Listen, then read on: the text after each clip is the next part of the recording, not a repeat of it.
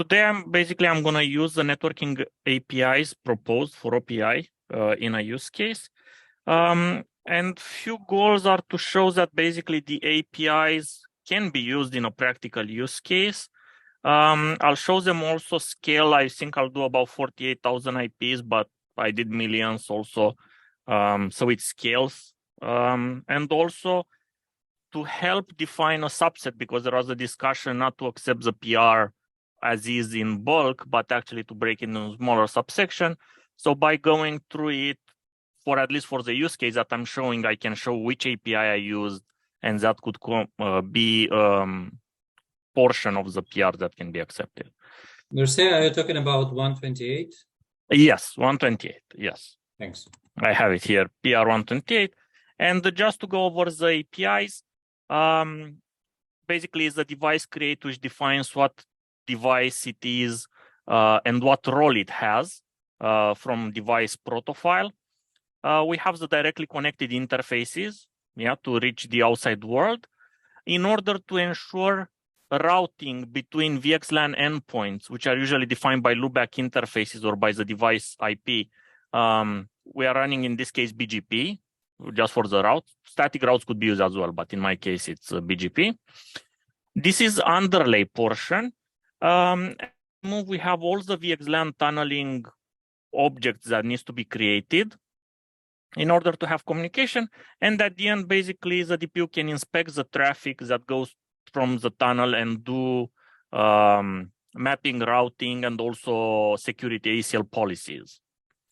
So kind of these are the APIs used in the demo. And the traffic stack, I saw a question in the PR and asking, it's basically Ethernet IPv4 with VXLAN header on top, and then it's IPv4 UDP here could be TCP, ICMP, anything else. Similarly, same stack could be done, but with IPv6. So kind of this is a protocol stack and the networking stack used. And these are the APIs used out of 128. 128 has a bunch of APIs, but this is a subsection that I was. In terms of topology and the real use case that I'm going to demonstrate, our focus is here on the OPI API interface, and I'm going to simulate, let's call it an SDN controller that configures the DPU. DPU in this case, in this use case, has no communication with the host server in where it is through the PCIe interface. It's just taking power from it. All the communication is done through the network, and all the processing is done on the DPU itself. So it doesn't need the host at all. It's a data center scenario where we have a server that has a vSwitch with a VXLAN virtual tunnel endpoint and a VM. In my case, like I said, I'll do a couple of thousands of them in the config. Connected to a top of the rack switch that then is connected to the DPU. Of course, in the real data centers, there will be more links here for redundancy, but I didn't add those not to convolute the network. And on DPU, like I said, we have the device configure, we have the VXLAN tunnel endpoint with the underlay, MAC table for ARP, routing, static or BGP, in our case, BGP, and overlay the VXLAN tunneling content, basically, where it will do some routing between the tunnels, mapping, and also apply some security policies. So this is a use case. And these are just some pictures from the lab. So it's actually real. I have the DPU here in a server with 2 cables connected to the traffic generator that simulates the whole network. All right, let's go to the demo. I have a script. We'll have to give it a few minutes. And I'll stop through the APIs as they are being issued to the DPU, just so we can see and go over in between what I'm sending and what is in the proto files. The first one will probably be the device one. So let me prepare this. Is it the real DPU, Mircea, that you're using? Yes, it is a real DPU. This is why I was saying these are actual, these are actual pictures from the lab. It's a real DPU in a server. This is actually picture from my lab I just took now. This So this the is DPU is running gRPC servers that implement yes, all of that. yes, and implements the protofiles. This is proprietary implementation by Keysight or? And no, this is Pensando, and it's basically the proposal from the OPI API. Yeah. Okay. Okay. And this is what I'm going to show now. Let me go back to it. Okay. So first one, like I was showing on the PowerPoint, it's a device create. Yeah. So we're doing a device create and we call it with these parameters. And for example, if we have here a device profile bits with Mars switch, and if we search, is basically, this is a type of device that we are configuring for this scenario. And similarly, it has an IPv4, it has a MAC address and so on, and parameters from the protofiles. So these are for device create. Then we create, this is like a VPC for the underlay, a default VPC that is being created. Doesn't have much parameters, an ID and the type. This is from the VPC, I'm not getting to it, VPC file, protofile. This is just to get something. Now we need the interfaces, the directly connected interfaces. And they have an address and so on. While address here is being sent in, decimal format. So if we convert this, we see it's like 220.0.1.1, the actual IP, and matches what I have here on the diagram, 220.0.0.1. But it's being sent as a decimal number over the gRPC call. Then security profile is being created for the ACLs. And we have again the parameters from, I believe it is security. Let me find it. System policy here. From policy file, let me load it.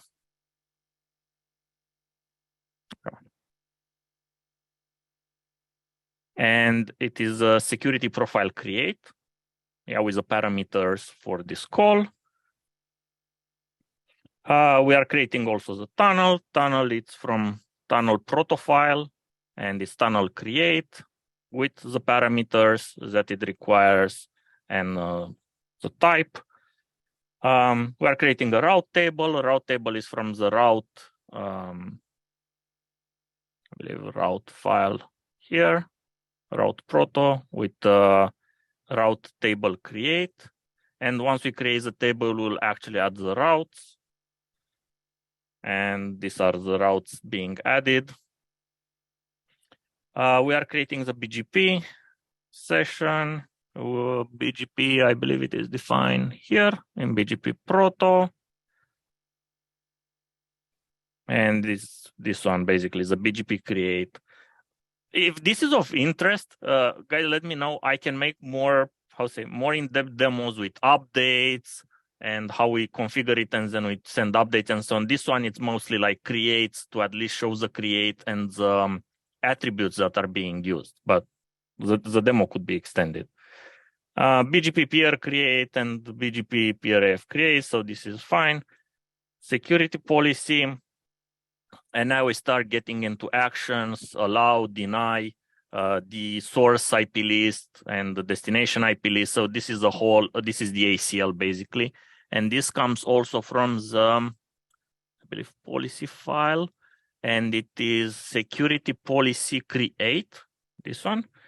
And, parameters like, I need to be careful with Control-C not to, security action, it is somewhere in here. I found it. The IPs, subnet create, VNIC create, from VNIC file, and wait, did I click on the right one? Yes.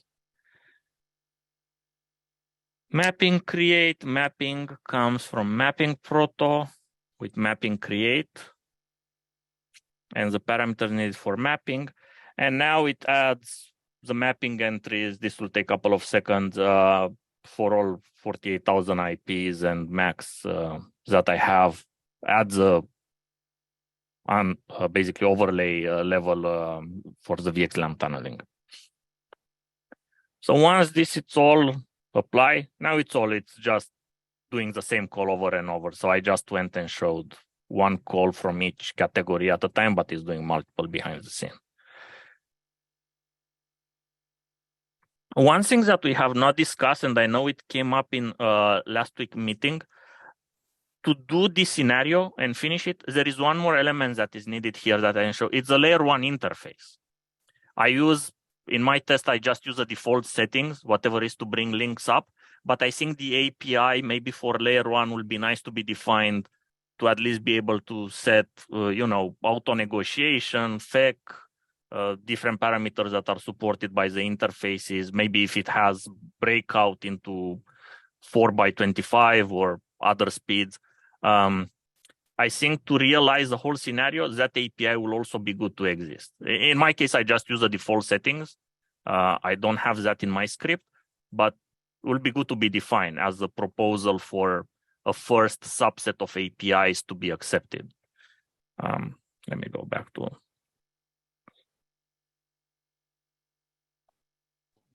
So in case of not pensando, for example, are we doing the same configuration in Linux? Are we using OVNs? Like how that would look like on other DPUs? They will have to... sorry. No, go ahead. Mircea, go ahead, please. They will have to accept same gRPC and protofile and function definition. How they implement it behind the scene, I think that will be vendor to vendor, but I assume all of them will accept same call. No, that I understand. But from implementation perspective, I'm just thinking most of the people are using either Linux kernel interface or OVSDB or stuff like that. So I'm just thinking out loud, what will be different vendor implementations, what they will look like. So Boris, I think last meeting, you were probably not there. I was proposing implementing a DPDK version of this API. Just so there is like how for storage we have SPDK implementation. If we have DPDK implementation for these things, that would probably make it explicit onto how this could be done outside. But for DPDK, you're thinking about RT flow or something else? I have not honestly started that, but would love to collaborate with whatever works for people. If it is RT flow, we can go with that. If it is something else, we can go with that. I don't know. I'm just asking. Okay. Yeah. This is an open discussion for sure. I mean, before putting efforts, we can decide on which one would be a good reference model. Yeah, for sure. I like that direction. If we can have a reference implementation with DPDK, I like it. Makes sense. Yeah, so config it's loaded now. We can see we can ping and resolve ARP with the interfaces. This we have basically the top of the rack switch here configured with the BGP routes towards the virtual tunnel endpoint for VXLAN and the VMs here simulated. In this case, I have 8 different servers each with 1 VM, and in this case, I have 8 servers each with 6,000 VMs. 3,000 are allowed through the security policy. 3,000 for each server are being denied through the security policy. And once we actually send traffic, that's also the proof that it's actually working. Can you print screen this setup configuration and just add it to the presentation, please, Mircea? Yes, of course. I took a note, and I'll do it immediately after, and I'll send the PPT to everyone. So let me. So we can see how traffic is flowing, but these are in-flight packets; they are not lost, and they are all going and going. These are for allow packets. I have it configure all odd IPs endings are being allowed and all even are being denied. And we can go all the way to the end where I have the deny. And we can see there's a flow with IP ending into, it's very, very small. I'm sorry for that, but the IP ending in 2, it's all being denied and being dropped, while all the others are being allowed. So traffic passes through and the security policies are applied properly. Yeah, so in order to use this, these are the APIs that I used. The proto files that I use, like I said, the PR here has bunch of files, so like QoS, NAT, and so on, IPsec. I use VXLAN in this case. Yeah, so I didn't use all of them. I used a portion. These are the ones. My feedback is if we are to make a subset to be accepted first, I would include also layer 1 settings here. I think that's very important. You know, if you don't have links up, you don't have anything working. And yeah,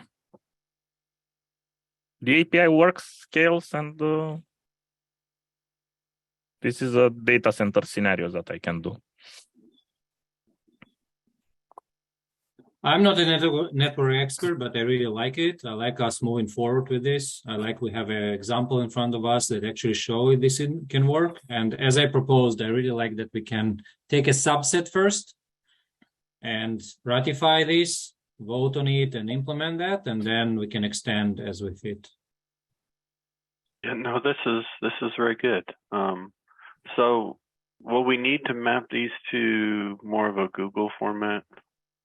I'm asking the team where we've been doing that with the linters and things like that. So yeah. If we take a portion, I propose we create a new pull request, and we need to change this according to the resource design Google APIs to be create, for example, in the beginning of the API and stuff like that. But all the rest looks good. Yeah, Agree. all right, thank you, Mircea. That was really Thank you, good. Mircea.